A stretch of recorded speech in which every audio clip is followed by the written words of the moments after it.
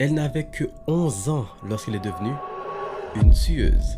Oui, vous avez bien entendu. Alors avant de commencer, sachez que l'histoire que je vais vous raconter est entièrement vraie. Et aussi, il y a l'une des abonnées qui, il y a fort longtemps, m'avait demandé de faire des vidéos True Crimes. Donc aujourd'hui, je tiens ma parole et on va commencer avec ce nouveau chapitre. C'est parti. Donc en mai 1968, la ville industrielle de Newcastle en Angleterre fut secouée par la mort tragique et mystérieuse du petit Martin Brown, âgé de 4 ans. Son corps fut retrouvé dans une maison abandonnée, sans signe de violence évident, ce qui amena les enquêteurs à croire que ce n'était simplement qu'un accident. Mais 2 mois plus tard, lorsqu'un autre enfant du nom de Brian O, alors âgé de 3 ans, fut retrouvé étranglé et horriblement mutilé, c'est là que la vérité prit une tournure assez glaçante. En fait, les deux garçons avaient été tués par Mary Bell, une fillette de 11 ans, aidée par son amie de 13 ans nommée Norma Bell. Et juste pour vous dire, il n'y a aucun lien de parenté entre les deux. Mary, décrite par les voisins comme étrange et imprévisible, avait une enfance profondément troublée. Son père était un délinquant qui faisait des allers-retours en prison, tandis que sa mère était une prostituée qui avait tenté de la tuer à plusieurs reprises alors qu'elle était toute petite. Et Mary fut exposée dès son plus jeune âge à la négligence, à la violence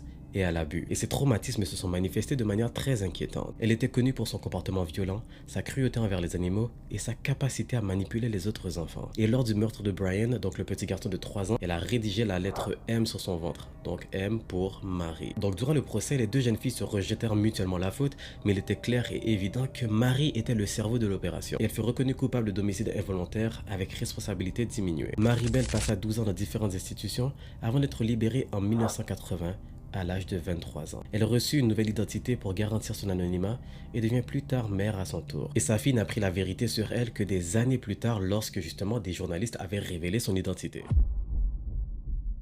Son histoire jusqu'à aujourd'hui demeure l'une des plus marquantes et troublantes de l'histoire criminelle britannique. Non seulement en raison de l'âge des victimes, mais parce que la coupable était également une enfant. Une affaire qui oblige la société à se poser une question qui est assez dérangeante. Et justement, j'aimerais avoir votre opinion là-dessus, non seulement par rapport à cette histoire, mais également par rapport à la question. À savoir, est-ce qu'un enfant qui commet un acte atroce à l'âge de 10 ans devrait aller en prison?